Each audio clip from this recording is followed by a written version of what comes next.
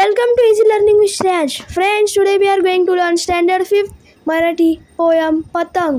Textbook question. So let's start. प्रश्न 1. एका वाक्यात उत्तरे लिहा. सूर्य मावळण्याच्या वेळेस ढगांवर कोणता रंग दिसतो? उत्तर. सूर्य मावळण्याच्या वेळेस ढगांवर लाल पिवळसर रंग दिसतो. पतंग कोणासारखे तरंगतात? उत्तर. आभाळात पंख पसरून उडणाऱ्या पाखरांप्रमाणे पतंग तरंगतात. प्रश्न 2.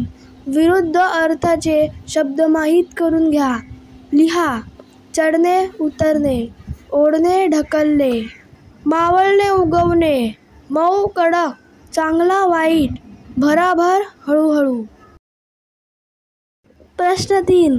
खालील शब्दांना सर शब्द जोडून नवीन शब्द तयार करा व लिहा. उदाहरणार्थ पिवळा पिवळसर, काळा काळसर, निळा निळसर, लाल लालसर.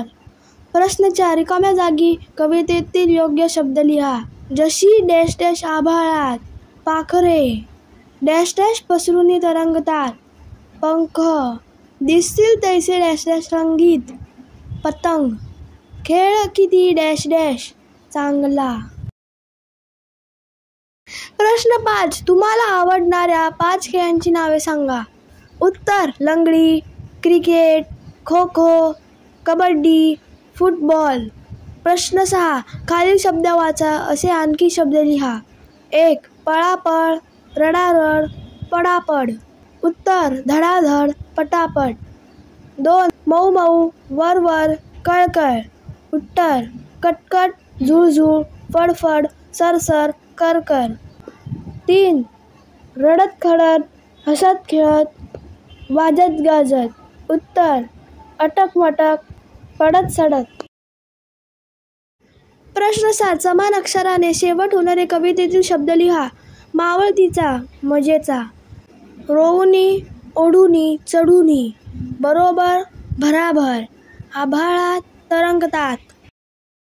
प्रश्न 8. गोलातील शब्द जोडून वाक्य बनवा. 1. चेंडू विकत घेणे, निशाने चेंडू विकत घेतला. 2. चेंडू विकणे, राहुलने चेंडू विकला. 3. चेंडू फेकणे, गणूने चेंडू फेकला. 4. चेंडू टाकणे, गणूने चेंडू टाकला. 5. चेंडू झेलणे, रामने चेंडू झेलला. 6. चेंडू उचलणे, श्यामने चेंडू उचलला. 7. चेंडू उडवणे, आम्ही चेंडू उडवला. 8. चेंडू पकडणे, त्यांनी चेंडू पकडला.